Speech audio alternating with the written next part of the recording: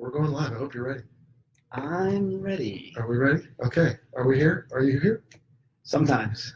I get asked that a lot. Is your phone on silent? Maybe. Put away your drink. We don't want people to see it.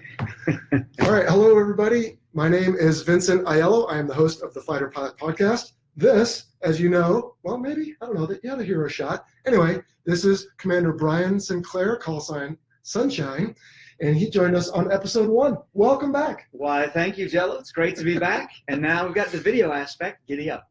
People get to see you and hear you. So, and see, look, there's already 3 people here. Welcome, 3 people. Yep, and we're going to have a good time. So, for this episode, what we're going to do is first I'm going to mute this. There we go. So that we don't hear the feedback. But what we're going to do is we have our list of listener questions. You see how I'm enunciating compared to when we did this so long ago? I'm like learning.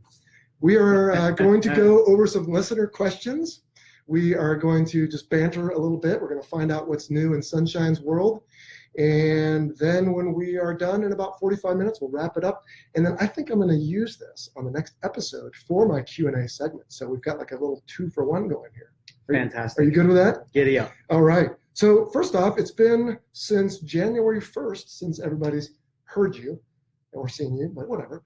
What's new in the world of Sunshine? Way back when. So, Jello, thanks for having me back on the show. It's an honor to be a second-time guest, if you will. The list is short but distinguished. So anyway, wrapping up my Navy career. So looking at retiring here in November. And I've been either the entire time in the Navy since basically went to Naval Academy in 93, commissioned in 97. And then if you fast forward to now, it's roughly 25 years. And you're looking at, I was either a student, an instructor, or a pilot for the entire time. So I've really enjoyed it. Wow, that is an excellent tour. And so on behalf of 3 people and everyone else who will listen to this later, thank you for your service. So absolutely. November, all right. So that means by what, September, you'll be hanging it up and using the rest of your leave and on to sunnier pastures. Yeah. Okay. Residing here in San Diego. All right. Yep. We established that on episode 1. The family's quite happy. They're dug in like a bunch of California ticks. Indeed. So, okay. Well, good. That's good for me because you're just across town and we can hang out. So I don't know if I'm centered over here. Let's see. And we got a nice little picture of what Coronado used to look like behind us. So that a lot of that is filled in now with roads and buildings and $1 million property. So indeed. Okay. All right. So what's happened since we've seen you last?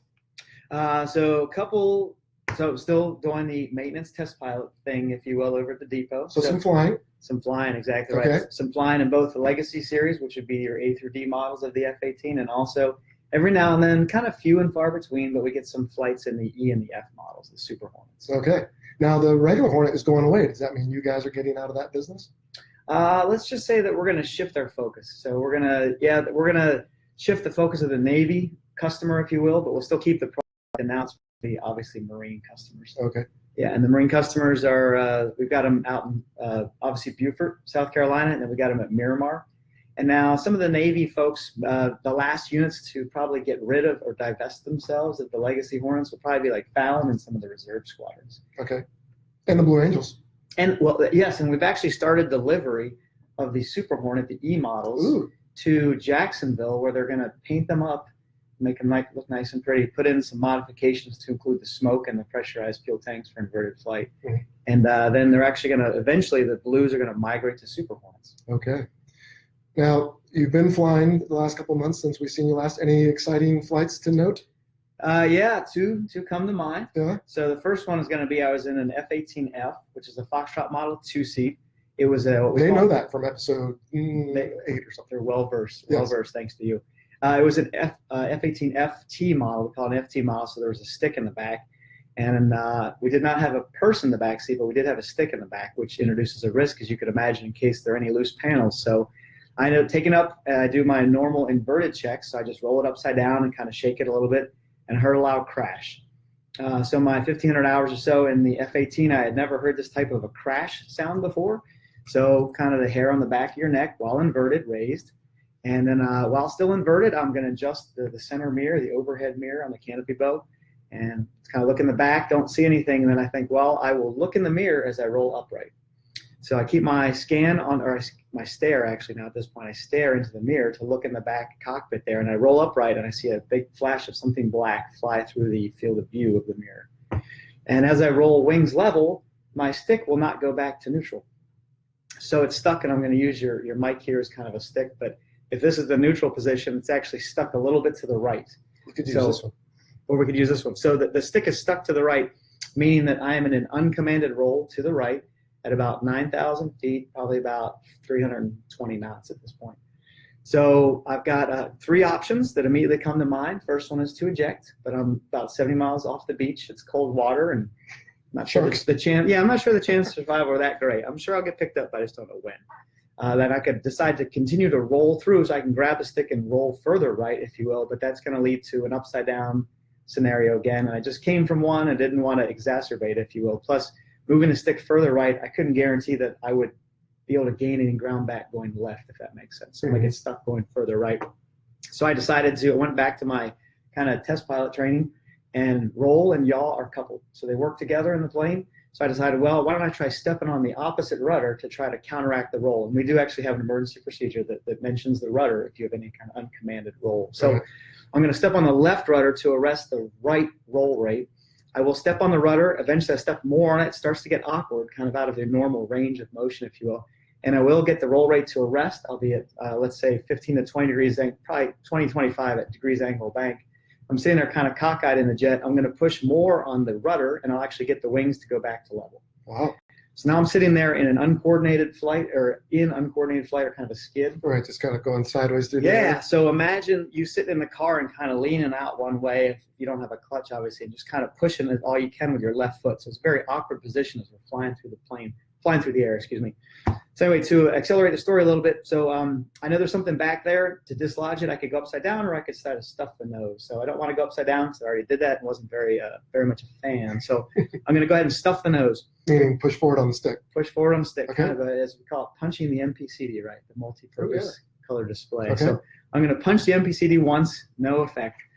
I get real nervous, say a prayer, no kidding. I'm going to push it again, and still no effect. I'm still basically wings level, using all the left rudder that is available to me. Wow. And I'm finally going to push for a third time, and it felt like my eyes are going to pop out of my head. No kidding. I pushed for all it's worth. Say, Lord, be with me as I push this last time, try to figure this out. And sure enough, the stick dislodges, the object dislodges enough so the stick will go back to neutral. Wow. But it still won't go left. So I can't roll left, but I can go forward and aft with pitch, and then I've got my right roll available. So I just happen to be heading south, and anyone who knows what a compass looks like, I need to go back to the east to get to the beach. Well, that is going to be a left-hand roll or turn. So can't use the stick, so it's going to be a series of rudder movements, kind of pulsing the rudder to get the flight control system to negotiate, or I guess nudge really, the jet over to a easterly heading. And then from there, I'll do a slow flight. So I'll drop the gear and flaps, get to an appropriate speed, make sure I can still control it somewhat. I'll do a modified approach and land at North Island. I drop my tail hook. I take a short field arrestment. As I take the short field arrestment, whatever was stuck back there in the stick comes free during the just gentle tug. It's not violent like a carrier. And it'll actually slide up under the rudder pedal. It slides up under the left rudder pedal, and it just happens that when I clear the gear, I bring up my tail hook and taxi away. I have to make 2 left-hand turns, which requires my left rudder pedal. You didn't just shut down there and be done with it. No, I didn't. I figure I'm going to try to get it back and try to limp it back, So anyway, eventually I get it back and I shut it down, and that's that. So it turns out that there was a 4-inch by 8-inch panel that was never secured in the back cockpit. So when I rolled upside down, those 3 screws that weren't fixed allowed the panel to fall into the canopy, so into the glass. That's where I heard that kind of crash sound. And then from there, when I rolled upright, it just had such a perfect resting angle when it fell back down that it lodged itself next to the stick on the left-hand side. Dang, dude. That is crazy. Well, we're glad that it had a happy ending. Yeah. Well, me too. Yes, thank you. All right. Well, that is scary. So I hope they figured out who didn't put the screws in and have a good speaking to with them. We had some good lessons learned. Yeah, for sure. Well, just another example of just how risky this business is, let alone when you're flying an airplane. How long was that the first flight? That was indeed. And how long had it not flown for? That was 3 years. 3 years. Yeah. And it's been pulled almost all the way apart to its skeleton. Absolutely. Crazy. Okay. Well, gosh, that's not very eventful. I mean, come on, give us a real story. Well, then there's the hypoxia thing, but anyway. So, yeah. okay. Okay. Well, We are, let's see, how we doing already? So we've got to knock off at about 1/4 after the hour. So you want to jump into some questions or anything else you want to do? That's great. No, let's jump in. Be first. Hold on. So we've got some comments. Let's just make sure that nobody okay. out there is, oh, look, Carrie Smith. Oh, hey, Cluster, what's up? She knows What's what you're doing. Let's see. Okay. Oh, she said the same thing. Okay. So, all right, guys. Well, we're going to get to the questions here, and we're just going to free flow this. And I'll just start by asking you the first question, then I might add to it, and then if you want, you can ask me the second one. So let's see. This is apropos for you, actually. Okay. This is from Austin from Boise, Idaho. He says, I have a question regarding Navy Test and Evaluation Squadrons, VX. Believe you were in one of those. I was. Which one? VX 31. 31, okay. In China Lake. China Lake, California, near Ridgecrest. What do these members do? How does one get into one of these squadrons? And how does it benefit a pilot when they return to the fleet? So let's take it from the beginning there. What do these members do? Well, Austin, great question. So good old Boise, I got family in Nampa. Oh, all right. Not to wander off too far, but Boise the other day. It's a fantastic city. So what we do is, well, firstly, entrance criteria, if you will. The way you get into a VX squadron is going to be through test pilot school. So there are 2 accepted paths, if you will. One's the U.S. Air Force Test Pilot School, of which I'm an alumnus, I guess, and then the Navy Test Pilot School. So that's how you get in. Now, once you get there, what you're doing is you are an airborne engineer. So during the school, they're going to teach you how to write effectively to communicate. You already know how to fly, ideally. That's come to you with the 3+ years of fleet experience you had prior to the test pilot school. Yeah. But now they're going to hone your skills a little bit because from my perspective, you had to capture data points that required specific, or I should say tight tolerances on airspeed, altitude, angle of bank, and whatnot. So you spend a lot of time focusing on very precise, usually single ship flying, as in, hey, I need to maintain this heading ±2 degrees, this airspeed ±10 knots, and this altitude ±, say, 50 to 100. So very specific parameters. Absolutely, and you have to maintain for a certain time, and you have to be able to talk as things are going on, because there are guys, sometimes they actually videotape your cockpit and they see your displays, and it's showed via telemetry to the ground. Sometimes it's just an audio relay, so you actually have to talk to the engineers and experience, help them to experience what you are airborne. And when you run into contingencies, or when you run into emergencies, actually, or non-standard things in the cockpit, then you have to be able to convey exactly what's going on in the cockpit. And then you have to basically run through your decision matrix with the engineers, which would be a guy on the ground, and then effectively and efficiently come up with a solution. So what are you doing, though, this test for? The aircraft itself, or some weapons, or software? Thank you. Thanks for leading me down the primrose here. So for China Lake, VX 31 and VX 9, what we do is weapons test. So we're Naval Air Warfare Center Weapons Division, NAWC, NAWC, WD Weapons Division, and then VX 23 is in Pax River, Patuxent River, Maryland, and that's the aircraft division. So I specifically work with anti-surface weapons. Oh. So that would be blowing up ships. How do we blow up ships and whatnot? So I got to test some very new variants of weapons that actually had Wi-Fi on board. So we call that Link 16, if you will. Mm-hmm. Yeah, so we had, they're called, the family of weapons is called net-enabled weapons. And I got to launch the first Tomahawk that actually was, you have a target, you dump the target coordinates into the weapon, you release the weapon, and now because it's Wi-Fi enabled, you can actually update the target coordinates, or you can change it to a new target, provided the kinematics work out, so it can still get to the target. That is pretty cool. Yeah, it's pretty fun. All right, so Austin wants to know, how do you get into one of these squadrons? I guess you talked about the requirement to have been a test pilot school graduate, but then do you just show up and say, hey, I'm here, or do they pick you, or is there a rush? No, there's no rush. So basically, for VX 31 specifically, you have to be a test pilot graduate. Okay. And then from there, you're farmed out. It's going to be a detailer who's kind of the flesh peddler, if you will, of the Navy, and he's going to look at needs of the Navy and see where you need to go. That is a disturbing term. Sorry about that. Don't use that again. Okay, I will. But you don't need to be a TPS graduate to go to VX9. Correct. You probably, well, I don't know, do you for 23? Those guys do like a lot of the carrier suitability stuff? To my knowledge, they are TPS graduates.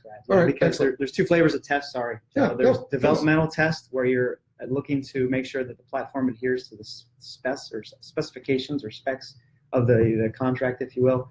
And then OT, or operational test, is VX9, and they're going to kind of apply the operational aspect of it and look for suitability and effectiveness, if you will, of the weapon system.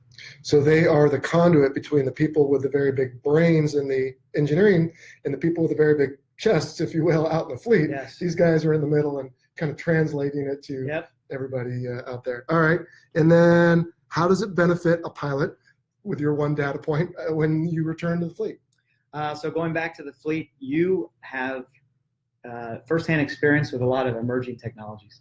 And those emerging technologies are going to reach initial operational capability, IOC, and they'll be introduced to the fleet, and you are going to be heavily leaned upon in your carrier air group, or your CAG, basically, to be an on-site, I guess you'd call it, subject matter expert. Specifically, the Hornet or the Super Hornet, they're both electric jets, so they're run off predominantly software, so they're very software intensive, if you will. So one of the things we did is with weapons integration is also the testing of the different software configurations, if you will. And then as they went out to the fleet, we would brief the fleet on them, and some of the guys that finish up their tour at VX would go back into the fleet, and they would be the resident subject matter experts. Okay, so kind of the people that are out there are the missionaries almost, that are right there among the population and helping everybody get to know all this stuff. Absolutely. Plus, I have to think that if you're flying that precisely, some of the stuff you said at the beginning, you're just going to be coming out of a tour like that a better pilot, a better thinker, a better, more globally oriented person as far as the experiences that you just encountered. I would say, and also just, absolutely critical thinking skills, I guess you could say, get enhanced, but also your communication skills, because talking in the fleet, it's a very high standard of person that is in a fighter attack squadron, but then introducing another subset of people, if you will, and those would be the engineers, making sure you can talk to them from their perspective so they understand. That is the key. That is the key. Since we don't have the benefit of being able to record over my inner monologue that sometimes comes out, I will refrain from any jokes on that because I do have some engineering family members. All right, so I think that's it for that one. Why don't you take that next one? Yeah, Jello. So this is from Bill in Australia. So Okay. G'day, mate. Anyway, Bill asks, do you think the retirement of the F-14 was justified? Though you weren't a Tomcat driver, I'm sure you would have known a few. Were there many whom believe that it is purely political and not that age plus the Hornets being able to complete its roles were the reasons for the replacement? What are your thoughts on the matter? I don't think it was political. I mean, possibly was there a political side of some aspect of it, particularly the fact that they sped it up towards the end? Maybe. But I think we had a conversation about this early on in this podcast series, way back in like episode 2 or 3, about the A-10. And it comes down to the same thing. There comes a point in an aircraft's life where the cost to operate it is not justified by the benefit that it gives the fleet. So, and that's what we're seeing now with the F-18 Hornet, is especially it's incrementally faster, or exponentially, I should say, faster as you get fewer of them, because it becomes so much more expensive to operate the few that are there. So my personal opinion on that, since they're asking me, and it's my show, so I'll give you my opinion, is that I think it had to do with there came a time where it just became too expensive to operate the F-14, and the capability, to your point, yes, was somewhat able to be covered by the F-18. And there came a date where they said, okay, we're going to sundown it by here. But when they got within a year or two of that, they realized they could do it sooner, and it was more cost effective to do it sooner. So they did. And I want to say that was about 2007. Was it a great airplane? Sure. Was it very capable? Absolutely. But I don't think there was any sort of agenda or conspiracy or anything else. I think it just reached the end of its normal life, and aircraft do that. Yeah, what I heard, it was a very objective business decision. It was diminishing returns, just like you had mentioned earlier. That was the term I couldn't come up with, but you're an engineer and I'm All whatever I am. All right. Right over to you next. Let's see. This is from Justin. Justin doesn't tell us where he's from. He's got a couple parts question. I'll give you the first one. Okay. Recently, the Air Force has been looking for ways to replace what the A-10 is capable of when it comes to CAS, or close air support. They have reportedly been looking into light attack aircraft, most of which are prop-driven. Do you know Convoy, Clay? Anyway. Yes, okay. absolutely. I think Great he's American. involved. Yeah, absolutely. Yeah. I think he's involved in this. Let's see. They're looking at prop-driven aircraft. What are your thoughts on the possibility of new light attack aircraft augmenting U.S. air power? So light attack, I would also props. Yeah, that's a great idea. So for me, props are fantastic where the density is high, i.e. the altitude is low, for basically propeller efficiency, if you So will. aerodynamically speaking. Aerodynamically speaking, Mhm. I think the propeller is a fantastic solution, if you will, for low altitude, low speed combat. In this case, for close air support, training your guns in on something, I could see like the A-10, which is its operating envelope is, I believe its employment envelope, let's say that is usually 300 knots and less. Just going to throw a random number out there. Sure. As opposed to the Hornets, when we're dropping bombs, we're at kind of 450 and above. So I would say the prop option is a fantastic solution, if you will, for low altitude and low speed engagement. And also comes for new light attack aircraft, drones, baby. It's sad, I know. Come on, you're going to talk us right out of the job. I know, it's so sad, but if you think about all the limiting factors of what I call the soft pink body in the cockpit, whether it be currency, whether it be rest, Right. whether it be, we'll just say fatigue, we'll call it fatigue, whether it be disorientation, a lot, even training. The 2-year pipeline that you and I enjoyed for $1 million+, how about you just print a computer chip basically and keep producing this? So from a business perspective, I see it, but from a, dare I say, emotional standpoint, I think it's a terrible idea, right? Okay. But I would say that autonomous new light attack aircraft is definitely a threat for us pilots. What do you think, though, about the idea of, so for example, I've had questions on the show before about the flight deck looks more and more homogeneous as far as different versions. Well, it was a question. No, it was a question. I had to use the guy's word because I couldn't come up with it. Oh, that's not your own word. No, but anyway, now what was I saying? Oh, so the flight deck, the carrier flight deck looks more and more like different variants of F-18. This would arguably be a step in the opposite direction. So now, if you take these aircraft into some foreign theater where it would be employed, if it's alongside F-15s and 16s now, it's a whole nother set of propellers and engines and wheels and different parts. Is there a part of you that's concerned about having too many different required pieces and parts and aircraft in a supply system? I mean, it shouldn't matter, but let's face it, today, under austere budgets, it kind of does. Yeah, absolutely. Another great word, austere, and that's going to be going back to your idea of interoperability, right? If you can change a part on this plane and put it on that plane, and you basically have a common design, you're probably going to cut down both the initial cost and the long-term operating cost, because your logistics, your logistical footprint is probably more narrow, or logistic chain, I guess you could say, and supportability. So while I understand the idea of having multi-role things that are all built the same way but do different missions, that's great. The light attack, let's think of aviation as a series of compromises. Okay, so no jet is the fastest and also the most maneuverable. True. And have the most sensors and whatnot. It's all a series of compromises. Well, we can have the Hornet has bigger landing gear, but it goes a little more slowly, let's say, or carries less and all that stuff. So point being is you can only compromise so much, and you're going to have to still have, I believe, some smaller, this says light aircraft in his question, so I'm going to say smaller aircraft to fill some specific niches. I would call it, so. Okay, excellent. You want to take a second one there? Yeah, I'm sure this topic is nothing new to anyone in the world of aviation, but the Air Force is desperately in the red when it comes to pilots. Last figures I had seen were that the U.S. Air Force is about 3,000 pilots short, with roughly 2,500 being fighter pilots. In your opinion, what do you think is the root of the shortage, and what do you think can or needs to be done about it? So this question came up on a podcast I recorded with someone else recently on their show, and I was actually almost frankly surprised at my own answer, because I don't know about you, but well, I guess you don't have a podcast, but a lot of times I just make stuff up as I'm answering it. Me too. Because it's all in there, but I don't know the order until it comes out.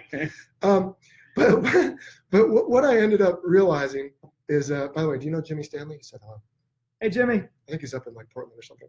Anyway, what I came up with is several different things. Number one, the economy is doing well. And when the economy is doing well, there are more opportunities outside the military. And when there are more opportunities, specifically the airlines, but also other things like you may want to do, government contracts or whatever, that it's not such a risk to go do those. And when it is more risky, when the economy is doing poorly, people are more likely to stay with what they have, right? It's the old dishwater thing. You don't throw it out until you get the new. So I think right now, because the economy is doing well and the airlines are hiring, I mean, for heaven's sakes, they took me. So you know they must be desperate, that you have more likely that there will be people that want to go out and go do that. The second is that you have an operational tempo these days that is very difficult to sustain. Now, I cannot speak for the Air Force, but the Navy, a lot of the carriers these days, like when we were young, we would go out for 6 months and then we wouldn't go out again for another 18 months, roughly. And that would be our 2-year rotation. Now, sometimes you go out for 6 up to 10 months. You're home for what, 3 or 4 months? Did you ever do one of these? Yeah, I did a surge cruise. Oh, surge, as they call it. Okay, I never had to. So anyway, what they'll do is they'll go out for 6 or 8 or 10 months. They'll come back for what, 3 or 4, and then they go out and do it again. Correct. And that gets old. Another thing is that, and I think this is always a tension to manage, but when you come in the military like we did, you're young, you're untied down, if you will. You are full of piss and vinegar, and you want to go fly things and blow stuff up and shoot things down. I mean, you did. Absolutely. You're in your 20s. That's what brings you in. And then the people keep you in. But then along comes somebody who steals your heart, and then little ones that steal your heart even more. And you have daughters, so I can't imagine. My sons make me want to go to work. I just kidding, boys. But the little pink dresses and all. I'm sure. I'm looking forward to granddaughters. Anyway, there comes a time where suddenly that becomes more important. So I think that drives you. And then the last one, and this will be the most not confrontational. What's the word I want? Can you dig in there and find it? Start talking and figure it out together. That's not confrontational. It's a little risque, I guess. Not risque, but it's anyway. It'll get there. I hate when I do this. This is why I don't do live stuff too much. I like the medium of being able to record and go later, because then these stallings that I do to try to think of it while I'm rambling about nothing, I can come up with it. But it didn't happen. But anyway, the last thing I would say. Is that a word? You can tell me in a second. Okay. Society is changing. I don't think that's news to anybody. I would say, if I may generalize, that most pilots who come to the military are relatively traditional and conservative. Now, that may be not always true, but I think it is. And I would argue that the way society is changing is away from that. And because the military reflects society, the military has to adapt to things and has had policy changes in the last several years. And in fact, there is required training on various things now, right as I was leaving, that was maybe something that certain people of a particular bent don't want to have to think about or learn or be trained on. And so if they are resistant to those types of changes, then it also makes it easy to say, maybe it's just time to move on. Maybe if this is the way the military is going, I don't want to be a part of that anymore. And so I'm going to go do something else. So I still can't think of what that word is, but I know it starts with a C, but anyway. Or refutable or irrefutable? I don't know. It's a little bit, Okay. It's just a dangerous thing to say, I think, on my part. But let me offer up too, if you don't mind, of that whole hey, I've had enough kind of thing. The military retirement system, it's targeted basically 20 years, and any time after that is gravy. And the folks that extend past 20, fantastic. But I really think that they designed it very well, based on what I would consider to be the job or mission satisfaction versus the amount of pain incurred, if you will. Right. And just like you said, you become a stakeholder in your kids growing up.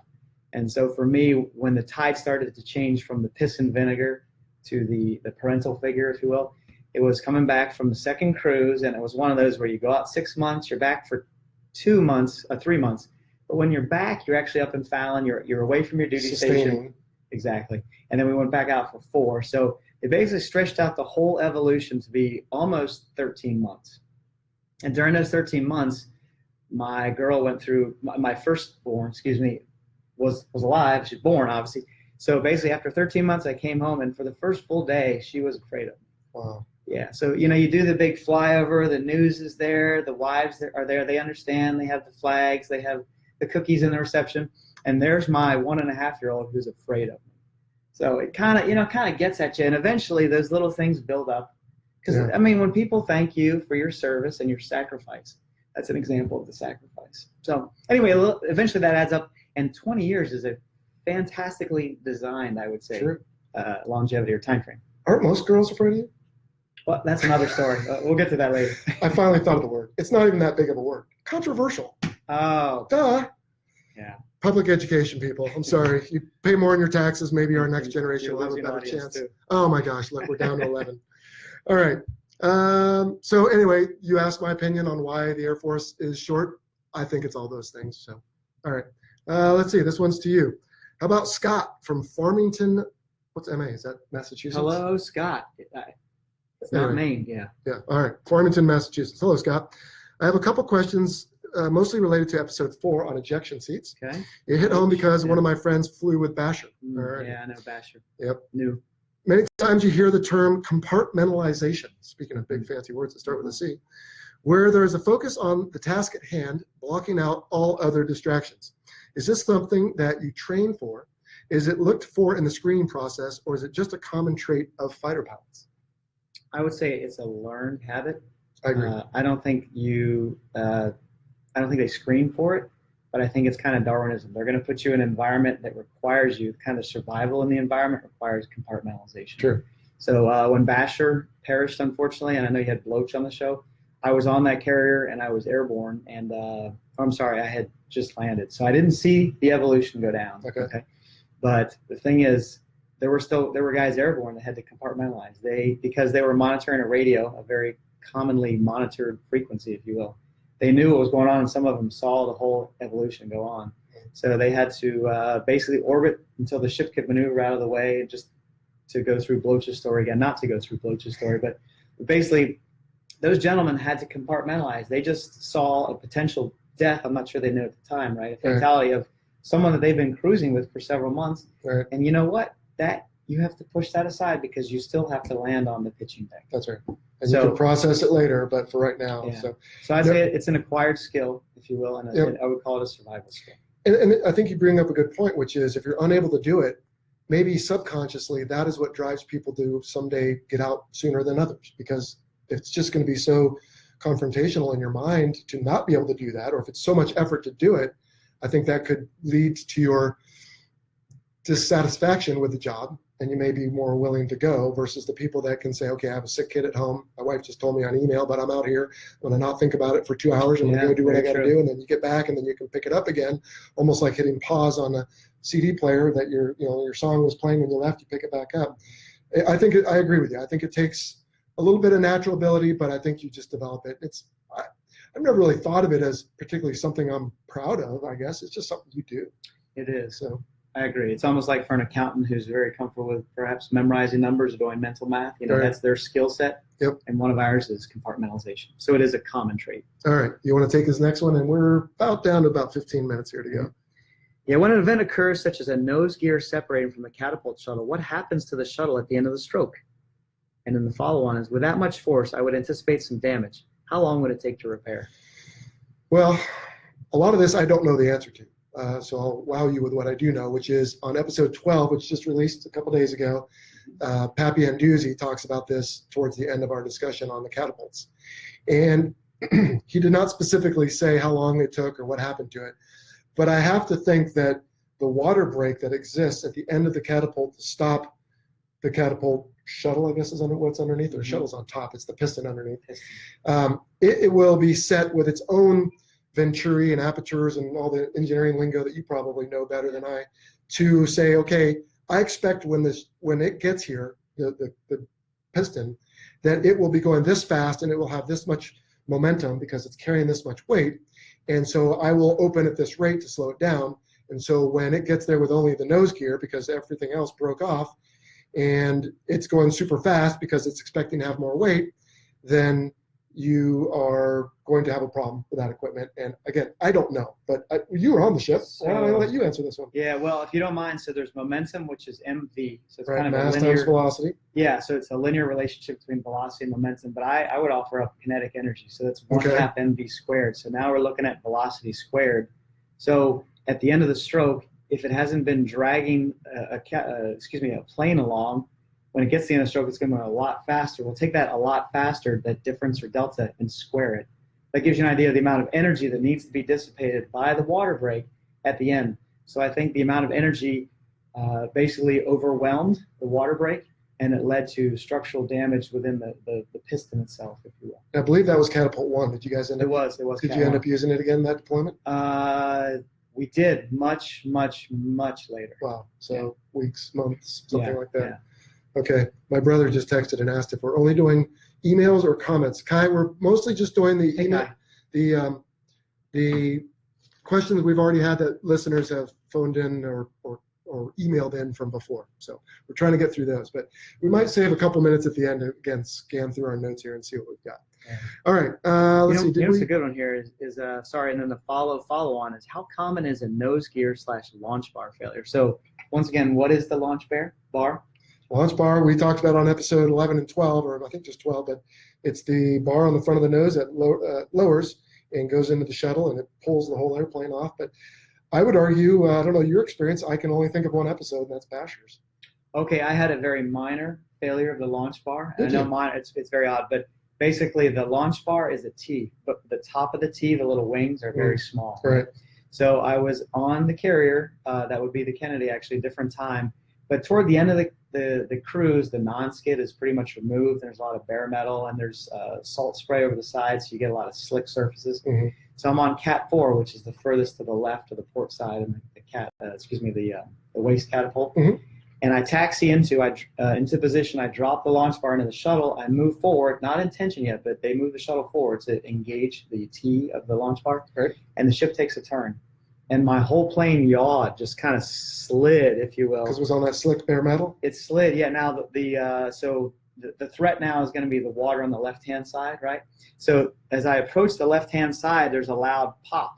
And what that was is the launch bar actually broke. So part of it stayed in the shuttle, part of it came with the aircraft. But now the aircraft didn't tip over, it was fine. But basically we had to raise the launch bar, and they, what we call, spin us off the cab, Sure. right? So, why was the ship turning? Turning to find the wind, right? Find the wind. That's why we have a big C for Charlie. We didn't even talk about that on the previous episode, but they said that aircraft used to be told to Charlie because if you look down at the ship making its wake through the ocean, it makes the letter C. Very nice. And usually we used to joke, the carrier, when it's time to recover, they usually look for the weather too, right? Oh, yeah. Well, that's because that's where the wind is coming from. Oh, yeah. Did we, let's see, how much force, how long would it take to repair? Okay, so we did. Similar question for arresting gear or hook failures. So we actually will cover this on episode 13, which might be this episode. I'm going to use some of this listener question stuff we're doing as part of episode 13. But because we'll probably talk for so long, I think we'll take some of that and turn it into episode 14 as well. But not very often. Occasionally, a wire will break, a hook. I've never heard of a hook point breaking. I'm sure it has. I've just never heard of it. But, not very often, I think is the short answer. Yeah, if you don't mind. So there's something called a ramp strike, right? That's not the hook point failing. That's the hook point. You're right, being subjected to too much force, basically. So blunt force trauma. Yeah, exactly, blunt force trauma. So on a different, I think it was on the Reagan cruise, we had a Super Hornet come in too low. So he's coming in too low, and fortunately his wheels made it and actually put skid marks on the round down. But his hook point grabbed the edge of the metal where the after the ship rolls down. The very, very back of the ship. Yeah, we call it a round down. And grabbed it and snapped off the hook point. So he was a no-brainer decision to divert him, obviously. Did you have a good divert handy? We did. It worked out politically and geographically. It was very viable, so away he went. Okay. Yeah. All righty. All right. I think we have time for one more. So this is Steve from Toronto, Canada. Hello, Steve. He emails from time to time. Oh, dear. Actually, have you done any research on this one? No, I haven't. All right, let's skip Steve. Sorry, Steve. We got to do research, and we'll come back to yours. All right. How about from Ray? Ray asks, once the aircraft has cleared the shuttle at the edge of the deck, does the pilot have to raise the launch bar before retracting the gear, or is it handled automatically with raising the gear lever?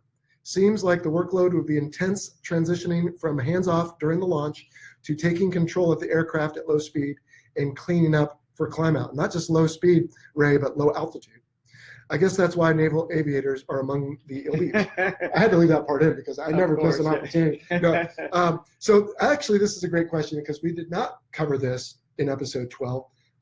You, I know, were listening to part of it on your drive down the other day. Yes. So if you can, remembering what you heard Pappy talk about, could you fill in the blanks on what Ray is getting at here? Yeah, so in the sequence, right, so firstly, before I give the long test pilot answer here, is the pilot is actually going to throw the switch in the cockpit to the up position. There you go. The shuttle is going to maintain tension on the launch bar to keep it in the down position.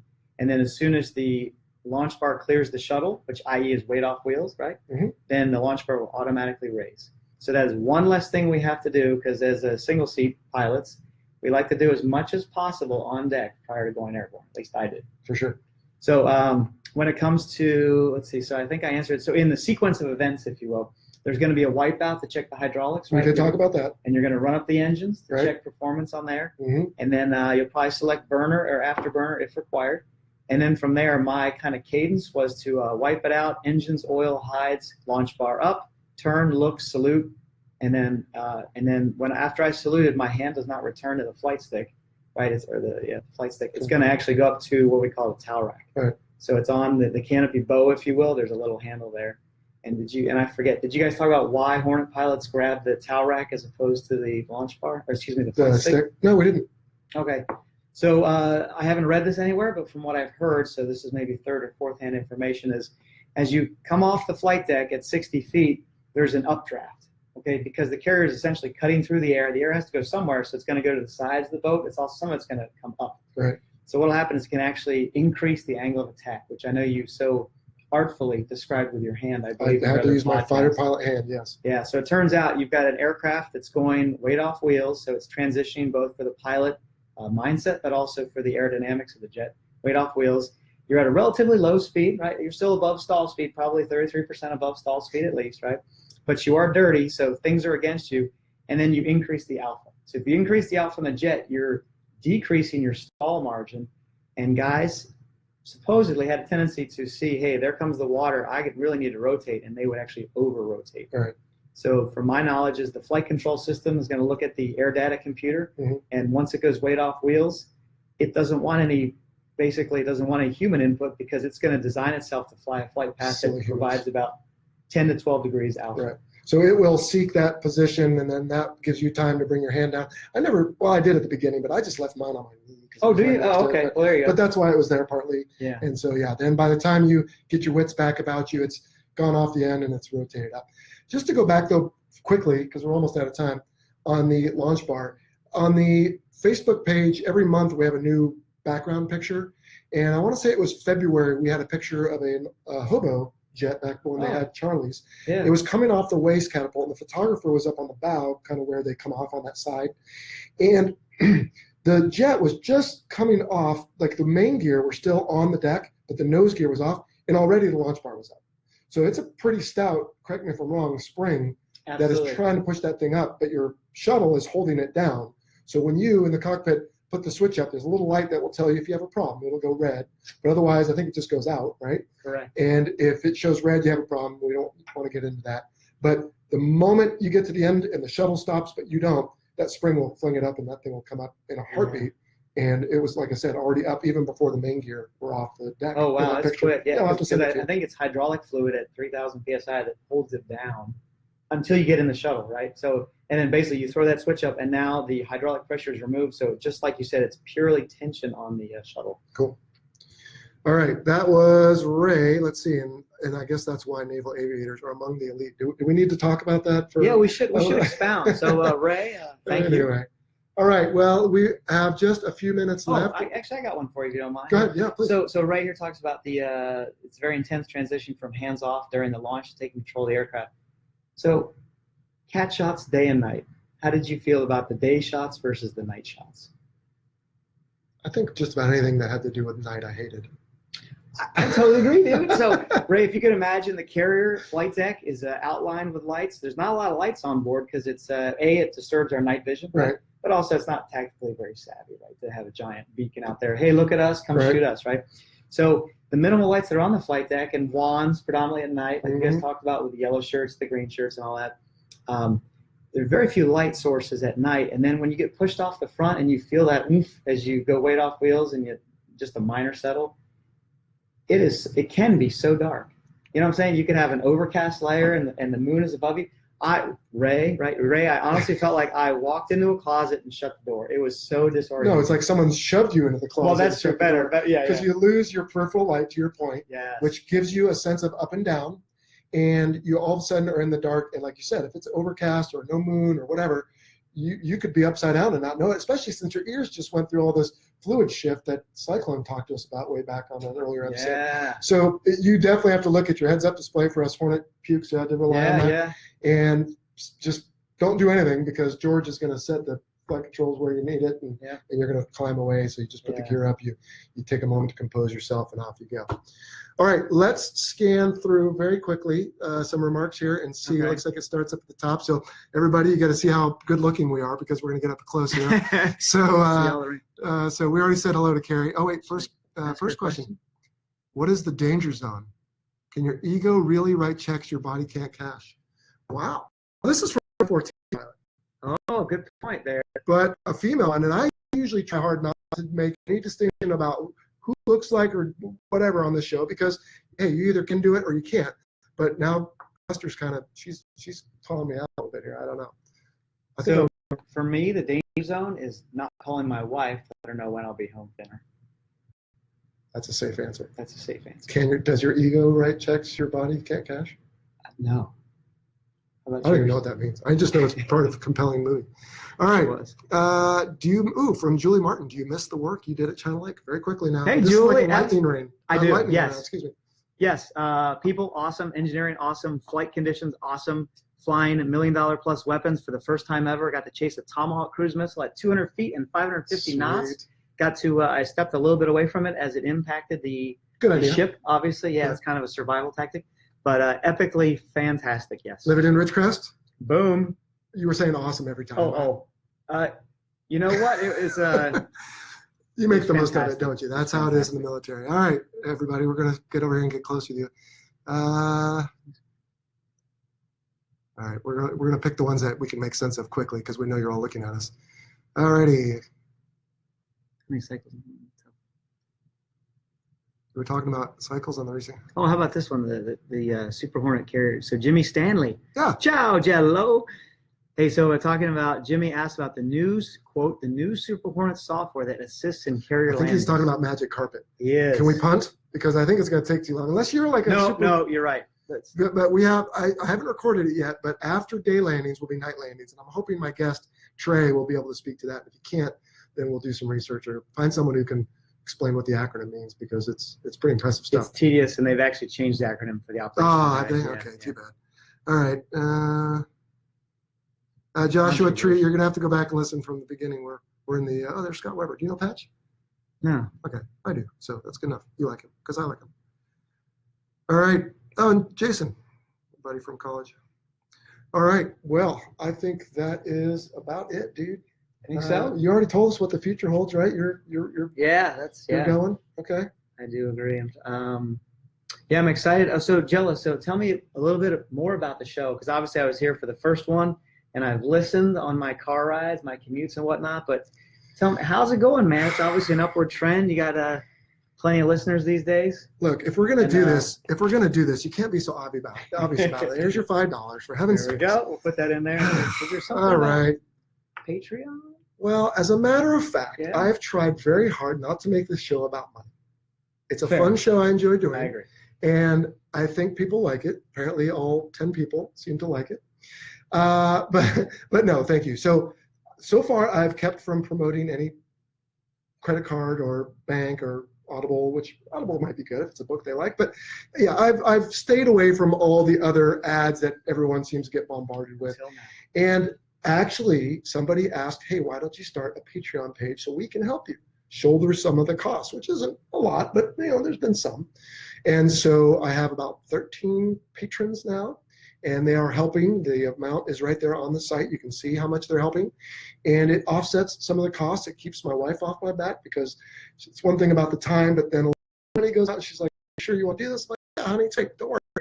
And so it's fun, and if you haven't had a chance, get on there and check it out. You can help or not. There's some stuff that's available for everybody, but if you do, there's different levels to do it. Everything from a flight student all the way up to airboss, and there's a little airplane picture to go along with that, and you can get access to exclusive material, and it's just a way to, if you enjoy what you see and hear, to support it and get a little more of it, frankly. So thanks for asking. Fantastic, absolutely. All right, dude. Well, we are going to wrap this up and say goodbye to everybody. I didn't tell you I was going to do this, but I have some G-Dunk for you. Oh, my goodness. We have started now. We have some cool Fighter Pilot Podcast patches. So to give you an idea, so here's an iPhone, I don't know what size, but it's, oh, there's my text and stuff. But so it's 4 inches by 4 inches. I know you'll put that proudly Wow. on my car. On your car, yeah. Yes. You know, I really should get one that says like guest. And then I should get some that say supporter for all those patrons. Oh, right? man. On shirts. And then, since I know your wife won't always look at your car because you drive slowly, she'll probably be in front of you when the guys are going somewhere in 2 cars. Have magnets also. So that one's a little smaller. It's a 2-inch magnet. Why, thank you. Stick that on your It's refrigerator. very discreet. And I've got a handful of these. I'm not sure what I'm doing with them yet. I don't, frankly, I'm not sure I want to sell them because if people order them, then I got to go to the post office all the time and send them. So we're Can't you walk to the post office from your lovely Coronado? I can ride my bike cruiser or take my golf cart, but I mean, that's a lot of work. But yeah, I've got kids. They could be entrepreneurial and do it for me for a small fee. So anyway, right now, I think at a certain level on Patreon, I'll send some to those guys because they help out so much. And then at some point, my sister Julie, who you guys have heard before, who does Plum Creative, she is helping me get some merchandise going. So Fantastic. yeah, I promise I'm not going to sing you a Christmas jingle like whatever those idiots are that try to make everyone buy their merch or something. Yes. Yeah, my kids watch that crap. I can't stand it. But we will get a site out. I had one guy who already told me, hurry up, I want to buy some stuff. So I thought, cool. So we'll get you some T-shirts and, I don't know, beer koozies or something. Awesome. We'll see. We're working on it. We'll get you some stuff. And then maybe next time we can get like ourselves some polos, you know, like Fighter Podcast, Jello, Sunshine. Oh, So, dude, epic. I mean, we already look like we're in uniform with the same color here, roughly, but we'll do that as well. But again, for the most part, I'm enjoying the feedback people are giving. I enjoy doing it. As I've said before, if I wasn't doing this, I don't like TV anyway. I might be looking for a different show or surfing the web for something. So this is filling in those apps and giving me something purposeful to do. Plus, I get to spend more time with you. So thanks for coming on, buddy. Good times It's indeed. been a real pleasure. So And just to your listeners, hey, this is a fantastic opportunity, obviously, for me. I love this stuff. Keep the questions coming, man. These are some really good ones, and some of them required some research, I know, and you dig into the books. And for a guy that's been flying for 20 years, there's a lot of learning that goes on for me as I listen to your podcast. well, thank you. Yeah, I appreciate that. And for sure, keep the questions coming. We are still working on some. Charlie from New York, still working on yours, frankly. That was varsity, Oh, yeah. so we're trying to get some of those answers. But for everybody else, send it in. Thanks for tuning in to the Fighter Pilot Podcast. And unless you got anything else, I think we're going to click the button and get out of here. As you say, let's get out of here, Jello. It's become almost our signature send-off. It is your mantra. All right. Take care, everybody. We'll see you next time. This is the awkward part because then I got to find the button. Oh, end live video. You want to do it? It's fun. End live Click video? right there. I can? Yeah, but you have to like wait First and say time. goodbye too. Okay, Test but pilots you love can't buttons. wait. Yeah. No, okay. Go ahead. Right there? Oh, one more. Got to. Oh, there's